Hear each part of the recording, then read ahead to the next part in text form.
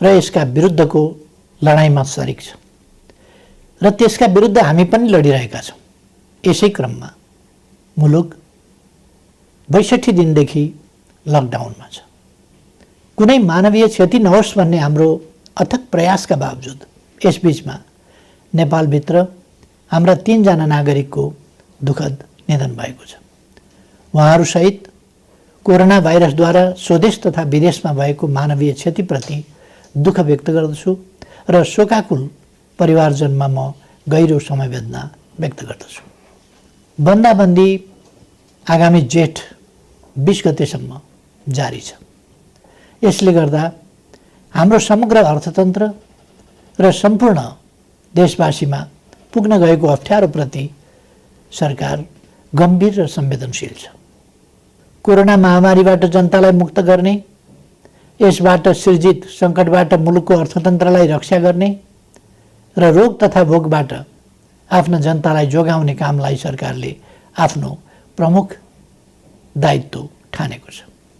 दाजुभाइ तथा दिदीबहिनीहरू, 1 महिना अघि सम्बोधनका क्रममा मैले आउने साताहरू अझ चुनौतीपूर्ण हुने बताएको थिएँ।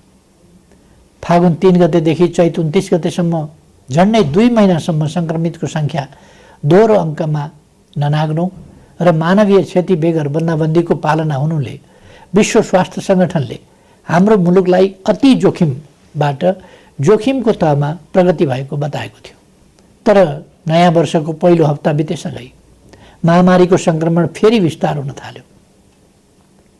यति बेला सङ्क्रमितहरूको सङ्ख्या 600 नागेको छ। आसन्न जोखिमले हामीलाई थप सजग हुन, अझ उच्च योजनाका साथ सङ्क्रमणलाई नियन्त्रण गर्न र राज्यका सबै अङ्गहरूलाई महसुस हुने गरी अझ चुस्त र प्रभावकारी बनाउन माग गरेको छ। यस महामारीलाई नियन्त्रण गर्न प्रारम्भिक दिनका तयारीमा केही अलमल जस्तो देखिए तापनि हालसम्म आइपुग्दा हामीले लिएका कदमहरू सफल भएका छन्। लकडाउनले जीवनलाई असहज त बनाएको छ, तर यसले सामाजिक दूरी कायम गर्न, केसहरू पहिचान गर्न, आइसोलेसनमा राख्न र सम्पर्कित व्यक्ति पत्ता लगाउन मद्दत पुर्याएको छ। समयमै गरिएको लकडाउन, अन्तर्राष्ट्रिय सीमा नाका र उडानहरू बन्द गर्ने निर्णय र समयमै तय गरेको अस्पताल सेवा सञ्चालन कार्यविधिको तर्जुमा र कार्यान्वयन लगायतका कदमहरूले महामारीबाट हुन सक्ने डरलाग्दो क्षतिलाई जोगाएको छ। यसबीचमा 2 महिनाका शिशुदेखि 81 वर्षीय वृद्धासम्मलाई निको पार्न सकिनुलाई उपलब्धिका रूपमा लिइनुपर्दछ। यसरी दक्षिण एसियाका कतिपय मुलुकहरूको तुलनामा नेपालमा महामारी नियन्त्रणको स्थिति प्रभावकारी छ, तर त्यो ढुक्क भएर बस्ने स्थितिमा भने छैन। कोरोना विरुद्धको हाम्रो लडाईँ निकै चुनौतीपूर्ण र लामो छ भन्ने यथार्थप्रति सरकार सचेत छ। आपूर्तिका सीमित स्रोत भएका कारण औषधि र स्वास्थ्य उपकरणको खरिदमा सिर्जना भएका केही अप्ठ्याराहरू हल भएका छन्। एकमात्र प्रयोगशालाबाट सुरु भएको कोभिड-19 को परीक्षणलाई 7वटै प्रदेशसम्म विस्तार गर्दै 20 भन्दा बढी प्रयोगशालाबाट अहिले तीव्र बनाइएको छ। परीक्षणको दायरालाई विस्तार गर्न किट तथा औषधिको प्रबन्ध द्रुत गतिमा गरी यसलाई यथाशीघ्र अझै उन्नत बनाइनेछ। विज्ञहरूले दिएको सल्लाह बमोजिम कम्तीमा जनसङ्ख्याको 2% परीक्षण विस्तार गर्ने योजनामा सरकार छ। प्रत्येक स्थानीय तहलाई कोभिड-19सँग जुझ्न सक्ने गरी स्वास्थ्य सुरक्षा, स्वास्थ्य सेवा, आधारभूत वस्तुहरूको आपूर्ति र शान्ति सुव्यवस्था कायम गर्न सक्ने तुल्याउन सङ्घ र प्रदेश बीचको सहकार्यलाई थप प्रभावकारी बनाइनेछ। खास गरी क्वारेन्टाइनको प्रबन्ध, राहत वितरण, आपूर्ति प्रणालीको व्यवस्थापन र अनुगमनमा स्थानीय तहलाई सक्षम पार्ने गरी साझेदारी अघि बढाइनेछ। क्वारेन्टाइनको सङ्ख्या बढाउने र त्यसको स्तरमा पुनरावलोकन गरी व्यापक सुधार गरिनेछ। आवश्यकता अनुसार बन्द अवस्थामा रहेका होटल तथा उपयुक्त सार्वजनिक संरचनाहरूलाई समेत क्वारेन्टिनको रूपमा प्रयोग गर्ने बारेमा समेत योजना बनाइएको छ। केन्द्रीय योजना र स्थानीय तहको व्यवस्थापनमा सङ्क्रमित नागरिकको स्वास्थ्योपचार र क्वारेन्टिनमा राखिएका व्यक्तिहरूको खानपान तथा हेरचाह व्यवस्थित गरिनेछ। महामारी विस्तार भएको ठाउँलाई सिल गरी त्यहाँ युद्ध स्तरमा परीक्षण तथा नियन्त्रणको कार्यलाई अघि बढाइनेछ। महामारी अहिले फैलिँदो अवस्थामा छ। यस महामारीसँग जुझ्न सबै सरकारी निकायहरू चुस्त र प्रभावकारी हुनै पर्दछ। समयको चुनौती सामना गर्न नसक्ने कुनै पनि संरचनाको नेतृत्वको तत्काल पुनर्व्यवस्था गरिनेछ। राष्ट्रिय सङ्कटको यस घडीमा खेलेको भूमिकालाई नै सम्बन्धित व्यक्तिको मूल्याङ्कनको मुख्य आधार बनाउँदै दण्ड र पुरस्कारको व्यवस्था गरिनेछ। कोरोना महामारी विरुद्ध एकीकृत कमान्ड एवं केन्द्रीय योजनालाई थप प्रभावकारी बनाइनेछ। सङ्घ, प्रदेश र स्थानीय तहबीच कोरोना सङ्क्रमण रोकथाम र नियन्त्रणका क्षेत्रमा जीवन्त सूचना, संवाद तथा प्रभावकारी समन्वयका लागि तीनवटै तहमा सम्पर्क व्यक्ति वा निकाय तोकी विद्यमान संस्थागत व्यवस्थालाई अझ चुस्त तुल्याइनेछ। फैलिँदो महामारीप्रति चासो राख्ने र यस महामारी विरुद्धको लडाइँमा कुनै न कुनै रूपमा संलग्न विभिन्न पक्षलाई समेटेर एउटा परामर्शदात्री संयन्त्र छिटै घोषणा गरिनेछ। दिदीबहिनी तथा दाजुभाइहरू, कुनै पनि विषयले कोरोना विरुद्धको जारी युद्धलाई कमजोर पार्न हुन्न भन्नेमा म स्पष्ट छु। मैले पहिले पनि भनेको छु, मानिसका लागि जीवन पहिलो कुरा हो। रोग वा भोग केहीबाट पनि हाम्रा देशवासीको जीवन जोखिममा पर्न नदिन सरकार हदैसम्म प्रयत्नशील रहन्छ। यस कार्यमा सरकार सबै देशवासीबाट आजसम्म प्राप्त सहयोगका लागि आभारी छ र आगामी दिनमा थप रचनात्मक सहयोगको अपेक्षा पनि गर्दछ। अहिले मुलुक बाहिर रहेका नेपालीहरूको घर फर्किने क्रम बढेको छ।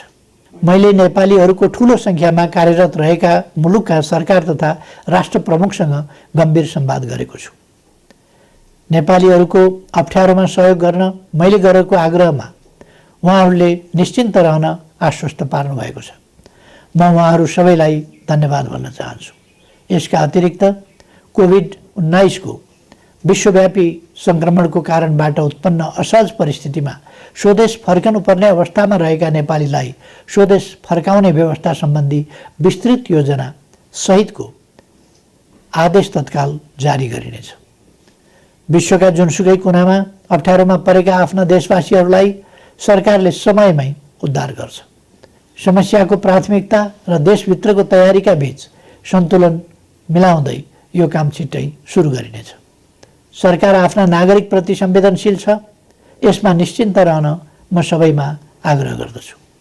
विश्व स्वास्थ्य सङ्गठनको प्रोटोकल अनुरूप घर फर्कनेहरूको सीमा पार गर्नु अघि अनिवार्य परीक्षण हुनुपर्ने थियो, जसले महामारीलाई समुदाय स्तरमा फैलिनबाट धेरै हदसम्म जोगाउन सक्थ्यो।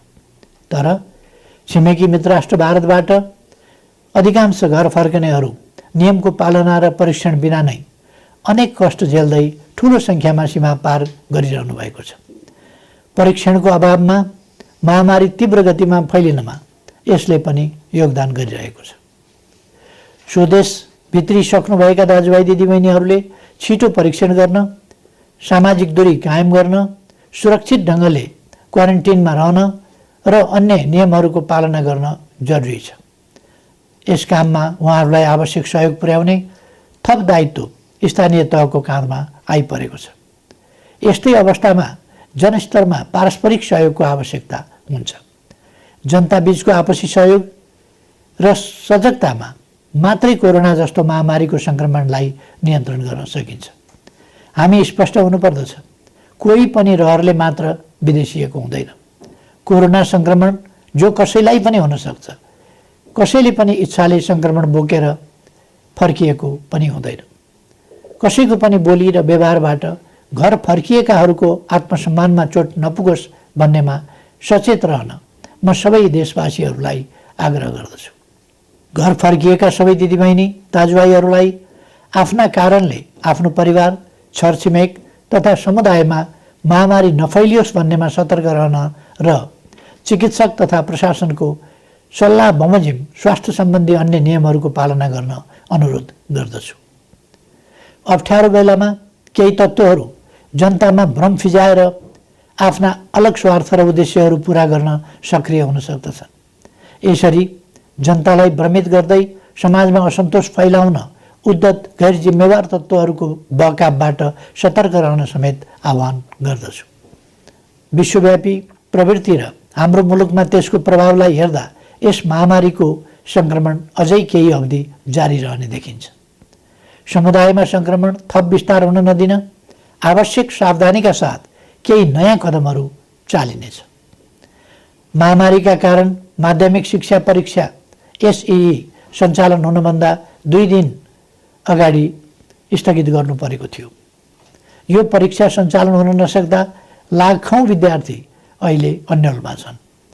अहिले तत्काल परीक्षा सञ्चालन गर्न सकिने अवस्था पनि विद्यमान छैन। तसर्थ एसईई का परीक्षार्थी विद्यार्थीहरूको सिङ्गो शैक्षिक वर्ष खेर जान नदिन शिक्षा, विज्ञान तथा प्रविधि मन्त्रालयले छिट्टै आवश्यक प्रबन्ध मिलाउनेछ। आवश्यक नीतिगत व्यवस्था सहित मन्त्रालयले भर्चुअल कक्षाको समेत प्रयोग गरी सबै विद्यालयहरूमा नयाँ शैक्षिक वर्ष अन्तर्गतको पठन पाठन सञ्चालनको काम अघि बढाउनेछ। कोरोना भाइरस महामारीको जोखिम न्यून गर्दै आवश्यक आर्थिक क्रियाकलापलाई सुचारू गरिनेछ। सरकारको नीति तथा कार्यक्रममा जोड दिइए अनुरूप खेतीपातीको याम खेर जान नदिन सामाजिक दूरी र आवश्यक परहेजलाई ख्याल गरी कृषि कार्य अघि बढाइनेछ। समुदायमा सङ्क्रमण फैलिन नदिन मानिसको आवागमनलाई आवश्यक मात्रामा सीमित गर्ने गरी प्रशासनिक कडाइलाई भने कायमै राखिनेछ। कोरोना महामारीका कारण थपिन सक्ने गरिबी र बेरोजगारीलाई समाधान गर्न कृषि क्षेत्रको अहम भूमिका हुने कुराप्रति सरकार सचेत छ। ठुलो मात्रामा आधुनिक यन्त्र र प्रविधिको प्रयोग गरी व्यवसायिकीय कृषि उत्पादनको कार्य अपेक्षित मात्रामा हुन नसक्नु, मेहनत तथा लगानी गर्ने उत्पादक र मूल्य तिरेर खरिद गर्ने उपभोक्ताको अहित हुने, तर किसान र उपभोक्ताको बीचमा रहने बिचौलियाले भने अनुचित फाइदा उठाउने जस्ता समस्या कृषि क्षेत्रमा रहेको आजको गम्भीर समस्या हो। यस समस्यालाई सम्बोधन गर्न आवश्यक खाद्य वस्तुहरूको आयातलाई घटाउने, कृषिमा आत्मनिर्भर हुने, क्रमशः कृषि उत्पादनको निर्यात तीव्र पार्ने र कृषि क्षेत्रमा ठुलो मात्रामा रोजगारी र स्वरोजगारी सृजना गर्ने कार्यक्रम हालै संसदबाट नीति तथा कार्यक्रमका रूपमा पारित गरिसकिएको छ। कोरोना महामारीका बीच पनि अर्थतन्त्रलाई चलायमान राख्ने र राष्ट्रिय गौरवका आयोजना लगायत कतिपय विकास आयोजनालाई अगाडि बढाउने हाम्रो प्रयास र प्रयोग सफल भएको छ। कोरोना महामारी बीच पनि माथिल्लो तामाकोशी, मेलम्ची, पोखरा, भैरवा र काठमाडौँ विमानस्थल निर्माण विस्तार तथा रानीपोखरी, धरहरा लगायत पुनर्निर्माणका काम अगाडि बढाउन सकिएको छ। यसले कोरोनालाई छल्दै विकासका काम अगाडि बढाउन सकिन्छ भन्ने पुष्टि भएको छ। अब नियन्त्रणको सीमाभित्र रहन सक्ने थप उद्योगहरूलाई सञ्चालनको अनुमति दिइनेछ। काममा आउने आफ्ना श्रमिकलाई समुदायमा छ्यासमिस नहुने प्रबन्ध गर्ने शर्तमा जुन जुन जिल्लाका श्रमिक हुन् तिनीहरूलाई पहिले कोरोना परीक्षण गरी प्रशासनको निगरानीमा उद्योग व्यवसाय सञ्चालन हुने स्थानमा ल्याउने प्रबन्ध मिलाइनेछ। सम्बन्धित उद्यमीले आफ्नो व्यवसायमा रहने श्रमिकहरूले तोकेको प्रोटोकल पालना गरे नगरेको अनुगमन आफै गरी त्यसको नियमित जानकारी सम्बन्धित प्रशासनिक निकायमा गराउनु पर्नेछ। यसको प्रभावकारिताको आधारमा क्रमशः थप व्यवसाय सञ्चालनको प्रक्रिया अघि बढाइनेछ। दैनिक आवश्यक वस्तुहरूको आपूर्ति सहज तुल्याउने र आन्तरिक उत्पादन वृद्धिका लागि कच्चा पदार्थदेखि उत्पादित वस्तुको बजारसम्मको श्रृङ्खला अवरुद्ध हुन दिइने छैन। आवश्यक वस्तुहरूको आन्तरिक ढुवानी र आयात निर्यात सहज बनाइनेछ। कोरोना महामारीको असरबाट क्षति भएका औद्योगिक व्यावसायिक क्षेत्रका लागि राहत सुविधाको व्यवस्था सरकारले गर्नेछ। यस्ता सुविधामा कर सहुलियत, शुल्क मिनाहा, कर्जाको ब्याज सहुलियत, सहज ऋणको उपलब्धता एवं विद्युत लगायतका क्षेत्रमा दिइने छुटहरू पर्नेछन्। निजी क्षेत्र सबल नहुँदा अर्थतन्त्र सबल हुन सक्दैन भन्ने यथार्थलाई सरकारले राम्रोसँग बुझेको छ। शिथिल बन्न पुगेको अर्थव्यवस्थालाई दुरुस्त गर्न आवश्यक आर्थिक पुनरुत्थान सम्बन्धी विस्तृत प्रस्ताव अर्थ मन्त्रालयले छुट्टै जारी गर्नेछ। यस अप्ठ्यारो समयमा अपाङ्गता भएका व्यक्ति वा अन्य कसैको पनि राज्यले उपलब्ध गराउँदै आएको सामाजिक सहायतामा कटौती गरिने छैन। सामाजिक सुरक्षाको दायरा फराकिलो पारिनेछ। योगदानमा आधारित सामाजिक सुरक्षा प्रणालीलाई परिमार्जन गरिनेछ। यस प्रणालीमा आबद्ध सबै श्रमिकहरूको सामाजिक सुरक्षा कोषमा गर्नुपर्ने योगदान रकम हाललाई सरकारी कोषबाटै मिलान गरिनेछ। श्रम गर्नै नसक्नेलाई राहत दिउँ, बाँकी सबैलाई काम दिउँ र आर्थिक रूपमा भर्ते गरौँ भन्ने मान्यतामा सरकार दृढ छ। प्रधानमन्त्रीको नेतृत्वमा रहेको प्राकृतिक विपत्ति न्यूनीकरण तथा समस्या समाधान कोष र गृहमन्त्रीको नेतृत्वमा रहेको प्राकृतिक विपत्ति राहत कोषमा समेत रहेको रकमको महत्त्वपूर्ण हिस्सा कोरोना सङ्क्रमण रोकथाम नियन्त्रण तथा उपचार कोषमा हस्तान्तरण गरिनेछ, जसबाट कोरोना रोकथाम नियन्त्रण र उपचारमा थप योगदान पुग्नेछ। यति बेला विदेशमा रोजगारी गुमेर ठूलो सङ्ख्यामा हाम्रा श्रमिकहरू स्वदेश फर्किनु भएको छ। साथै कोरोना महामारीका कारण नेपालमा कार्यरत विदेशी श्रमिकहरू पनि ठूलो सङ्ख्यामा आफ्नो देशमा फर्केको या फर्कने अवस्था रहेको छ। मुलुकमा विद्यमान र यस्ता विभिन्न ढङ्गले सिर्जना भएका रोजगारीका अवसर, विदेशमा रोजगारी गुमाएर स्वदेश फर्किएका र स्वदेशमै रोजगारविहीन नेपालीहरूलाई उपलब्ध गराइनेछ। यसका लागि आवश्यक पर्ने उपयुक्त सिप र तालिमको व्यवस्था सरकारले गर्नेछ। कृषि, साना तथा मझौला उद्योग, व्यवसाय, निर्माण तथा सेवा क्षेत्रमा स्वरोजगारी सृजना गरी आत्मनिर्भर अर्थतन्त्रको गन्तव्यमा अघि बढ्ने विषय पहिले नै चर्चा गरिएको छ। सङ्घ, प्रदेश र स्थानीय तहको सहकार्यमा पारिश्रमिक सहितको जनसहभागिता र प्रविधि सहितको श्रममूलक विकास निर्माणका कार्यहरू स्थानीय तहमा सञ्चालन गरिनेछ। प्रधानमन्त्री रोजगार कार्यक्रम अन्तर्गतको रोजगार सेवा केन्द्रलाई श्रम ब्याङ्कको रूपमा अघि बढाई सूचीकृत श्रमिकलाई उपलब्ध रोजगारीमा परिचालन गरिनेछ। स्थानीय तहहरूले स्वदेश फर्की बेरोजगार रहेका र स्वदेशमै रही रोजगारीको अवसर नपाएकाहरूलाई रोजगार सेवा केन्द्रमा दर्ता हुनका लागि सहजीकरण गर्नेछ। दिदीबहिनी तथा दाजुभाइहरू, कोरोना भाइरसको महामारी हत्तपत्त नहट्न पनि सक्छ भन्ने वास्तविकतालाई हामीले आत्मसात गर्नुपर्दछ। भाइरसको औषधि छैन, यस भाइरसको पनि औषधि छैन। विज्ञहरू भनिरहेका छन्, यस भाइरसका विरुद्धको नयाँ खोप पत्ता नलागेसम्म यस महामारी विरुद्ध नियन्त्रण गर्ने उपलब्ध उपाय भनेकै हाम्रो आनीबानी र आहार विहारमा आवश्यक सतर्कता अपनाउनु हो। हालसम्मका उपायहरू हुन् भाइरसलाई व्यक्तिबाट व्यक्तिमा सर्न नदिन, सामाजिक दूरी कायम गर्ने र हरेक व्यक्तिमा प्रतिरोधी क्षमता वृद्धि गर्ने। सोचौँ, हुने खाने हुन् वा हुँदा खानेको अचारको रूपमा होस् वा तरकारी, हाम्रा भान्सामा प्रयोग हुने केही तत्त्वहरूमा किन समानता पाइन्छ? किनकि त्यसमा औषधीय तत्त्व छ। हाम्रा पूर्वजहरूले हजारौँ वर्ष अगाडिदेखि गहिरो अनुसन्धान गरेर प्रचलनको रूपमा अगाडि सारेका, हाम्रो भान्सामा प्रयोग हुँदै आएका ती औषधीय तत्त्वले रोगको प्रतिरोध क्षमता बढाउन बल पुर्याइरहेका छन्। तसर्थ निरोगी नेपाल निर्माणका लागि 5 कार्य गर्न आग्रह गर्दछु। पहिलो, यस महामारीसँग लड्दै निरोगी नेपाल निर्माणमा आफूलाई तयार राख्न उपलब्ध आहारलाई स्वच्छ र सन्तुलित बनाऊ। दोस्रो, लकडाउनको समयमा उपलब्ध फुर्सदलाई स्वस्थ रहन उपयोग गरौँ। शारीरिक र श्वास प्रश्वासको चुस्तताको लागि घरैभित्र व्यायामलाई निरन्तरता दिउँ। तेस्रो, भाइरस फोहोरमा रमाउँछ। आफ्नो शरीर र वासस्थान दुवैको सरसफाइमा एकदमै ध्यान दिउँ। चौथो, स्वस्थ रहनका लागि पर्याप्त आराम आवश्यक छ, यसमा ध्यान दिउँ। पाँचौँ, उच्च मनोबल कायम राखौँ। भय र त्रास, चिन्ता र आशंकाले रोगव्याधिका विरुद्धको लडाइँमा कमजोर तुल्याउँछ। कोरोना भाइरसबाट जीवन गुमाउनेको सङ्ख्या प्रतिशतमा हेर्ने हो भने हामीले सामान्य ठानेका मौसमी रुगाखोकीबाट मर्नेको भन्दा कम छ भन्ने त तथ्याङ्कले नै बताएको छ। नबोलौँ, हरेक चुनौतीको सामना गरेर नै मानव जाति आजको स्थानमा आइपुगेको हो। मानव जातिले सभ्यताको इतिहासमा असाधारण प्रतिकूलताहरूको सामना गरेको छ। हिमयुग जस्ता अनेक कठिन समय पार गरेको छ। औषधि र अस्पताल नै नभएको बेलामा समेत अनेकन महामारीहरूको सामना गरेर अघि बढेको छ।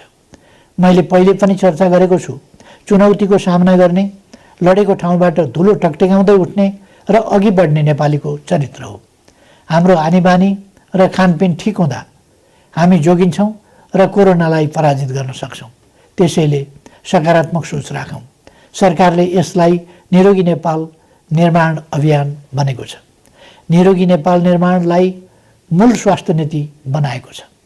प्रकृति मैत्री स्वच्छ जीवन प्रणाली प्रवर्धन गरी नेपालीको रोग प्रतिरोधी क्षमता वृद्धि गर्न निरोधात्मक कार्यक्रम सञ्चालन गर्ने नीति अघि सारिएको छ। हाल कोरोना महामारी विरुद्ध सबै सामर्थ्य लगाउने र कोरोना मुक्त नेपालको स्वास्थ्य सेवामा प्रतिरोधात्मक र उपचारात्मक विधि अवलम्बन गर्न सरकार प्रतिबद्ध छ। नेपालीहरूको मनोबल उच्च छ र प्रतिरोध क्षमता पनि असाधारण छ। यस महामारीलाई सरकारले अघि सारेका विभिन्न उपायहरूसहित आफ्नो उच्च मनोबल र प्रतिरोध क्षमताका साथ पराजित गर्नेछौँ भन्ने मैले विश्वास लिएको छु। सबैमा सुस्वास्थ्यको कामना गर्दछु। धन्यवाद।